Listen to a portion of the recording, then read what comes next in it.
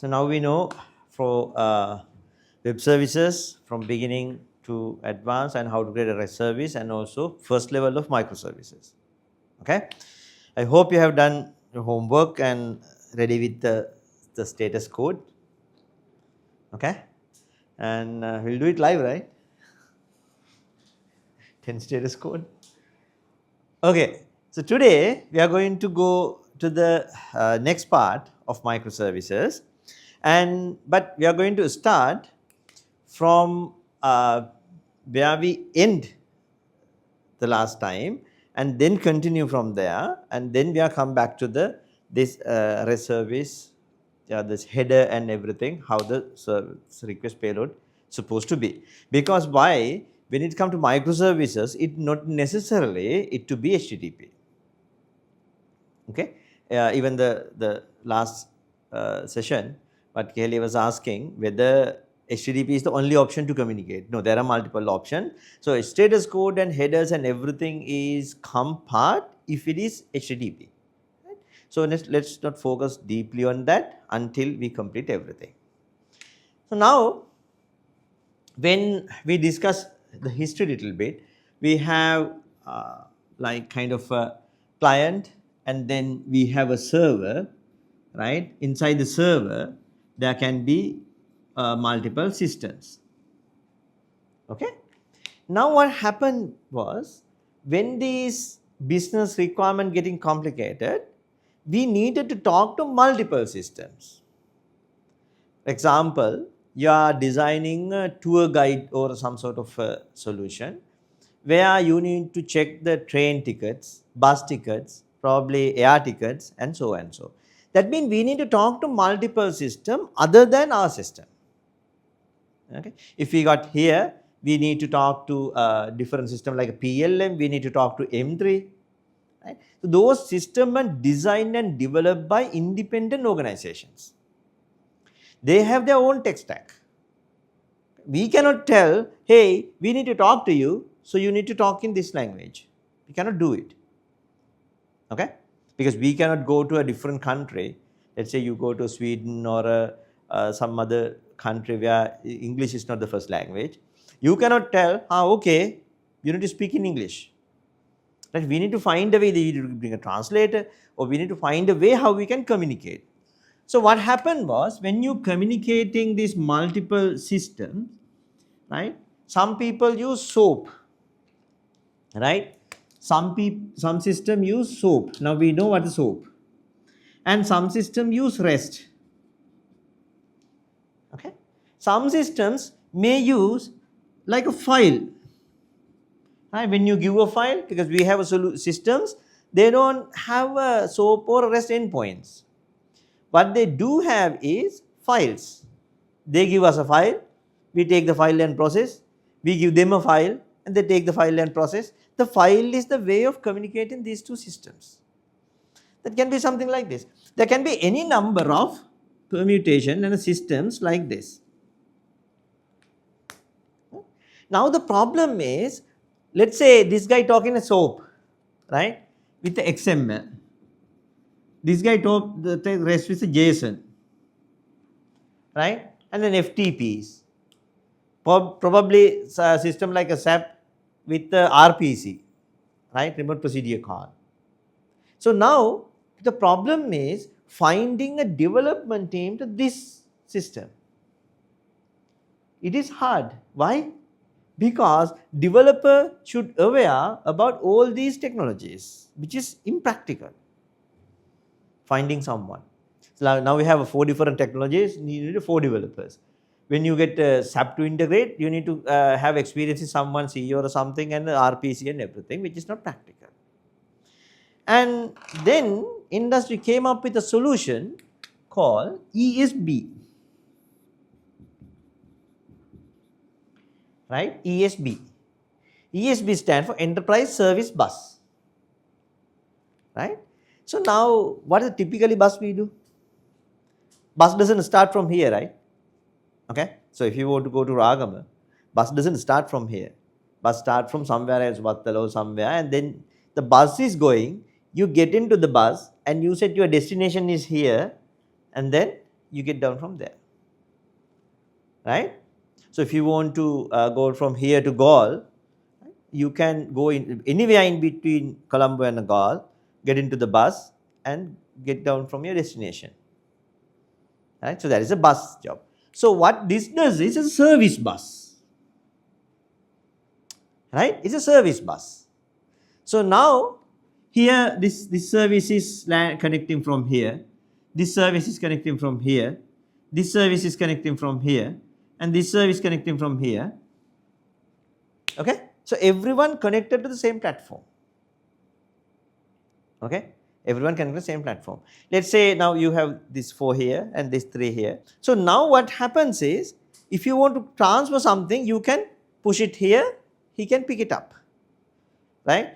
If you want to send this pen to her, you just throw the pen over the table so she can pick it up. So it's the same concept. You take the message, everyone is connected. If the SOAP want to talk, now this is also connected, right? So if this guy wanted to talk to this system, it go here, and from here it connect to this side, talk to this system. You don't talk to the system directly. Instead of that, you talk to the ESB. ESB pass your message. You know, the beauty of this is using SOAP, this is using FTP, right? So now the beauty of this is this. Now he don't need to know any of these languages. If he know just a JSON along with the rest, it's fine. It's fine. ESB can do the translation. That's the beauty of this. You talked in your language, this translate, ESB translate this to, let's say go to here, SOAP, and get the SOAP response, translate it back to REST.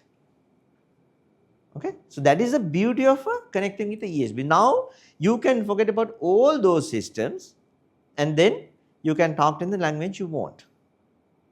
Okay. So this is called SOA, Service Oriented Architecture. Okay. Now let's go to the next step.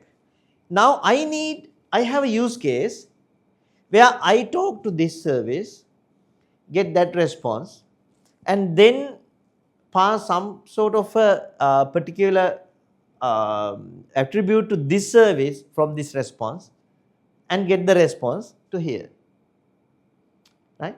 So now I don't know what is the payload structure this guy need. Probably this guy need the payload something like this, right? ID, name, code, right?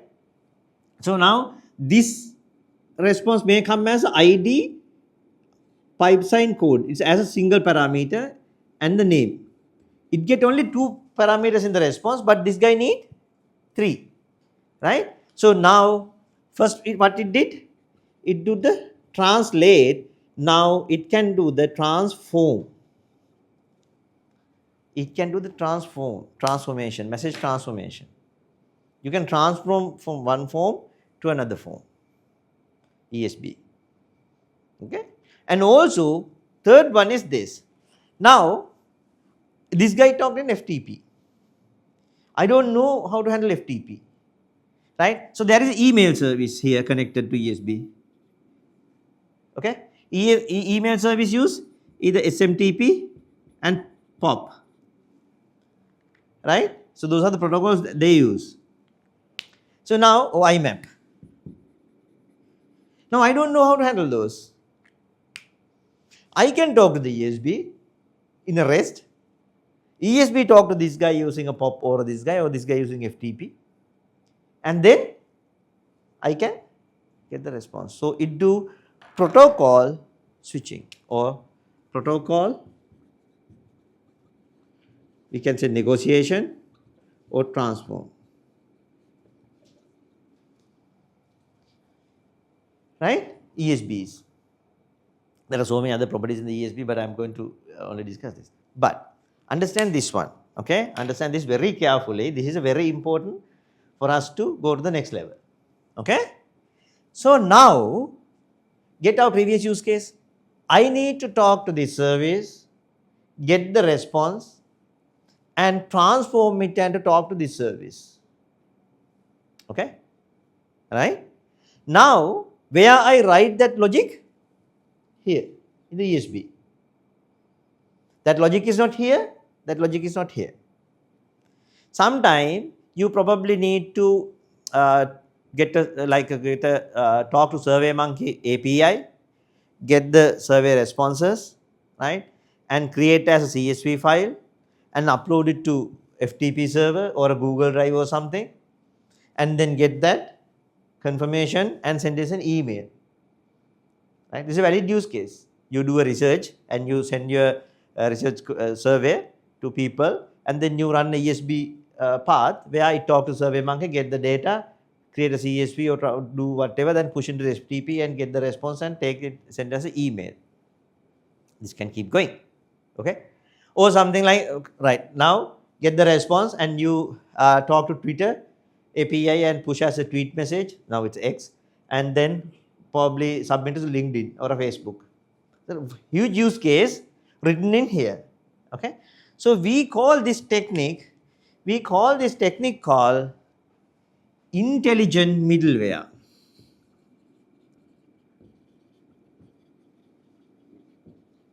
Intelligent middleware and dump backend. Okay, so some people call this an intelligent pipe and dump backend. What it means, your intelligence, your logic is inside the ESB. The middleware carrying it. The backend has no idea. When you talk to SurveyMonkey, Monkey has no idea what you're going to do. Okay? When the file is pushed to FTP or a Google Drive, that doesn't have any single idea where it's coming from. But the client also doesn't know.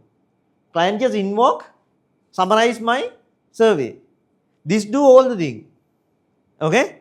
So now you realize, decades later, we do this in agentic. Right? So this is a baby of agentic. Right? So now we have a different agent and agents talk to each other and doing the things. This is a similar thing. Okay? But this we did around like decades ago, like close to 2 decades ago. Right? Ideally, the peak of this is a decades ago, like 2012 to 2015, 17, just before microservice comes. So this was the thing to do. Right? There are so many ESBs. WSO2 ESB is one of the main key players in this spectrum, and then Mule ESB and so on. So, right, this is not about the ESB. There are so many things to do if you are discussing about the ESB. Okay, so like for example, there is something called mediation. These are called mediator. We are writing mediator for this translation, transformation, protocol switching, all those things. That's we call mediator. We write a mediator. Mediator can do this thing, right? And we can use connectors to write these use cases. What I want to understand is what is SOA, right? So what is SOA? And SOA has this is what we important for our thing.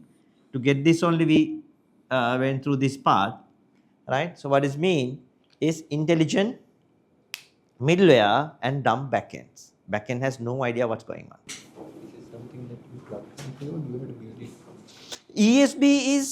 ESBs are available. His question is whether ESB is have to build from the scratch or is it already available. ESBs are available.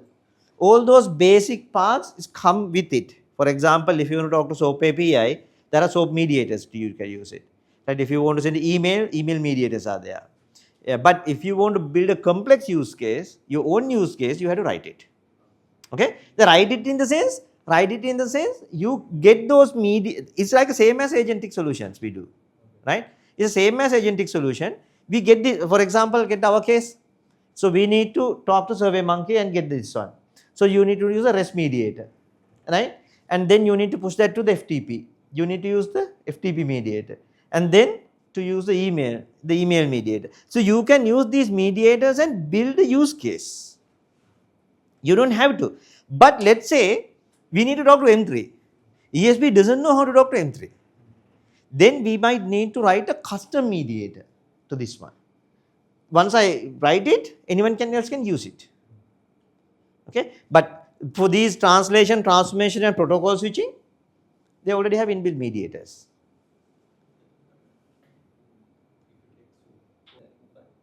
No. For a SOAP, what I mean, when you send the REST request, this will convert it to full-blown SOAP call and send over the HTTP or whatever the way that API negotiated. It's not just file, sending a file. What I mean, when you give, like, for a message, you have to have a payload, no? For a message, you have to have a payload. That payload written in XML. It doesn't mean you're shipping the XML file, right? Your payload, in the message payload in the XML. This message payload is the JSON. That's it. There are very complex flows we have implemented using ESB, especially WSO2 ESB. Right? This is very much capable than you think. This was a generation where so many big businesses you see today is powered with the ESBs. Okay? We can implement very large complex use cases.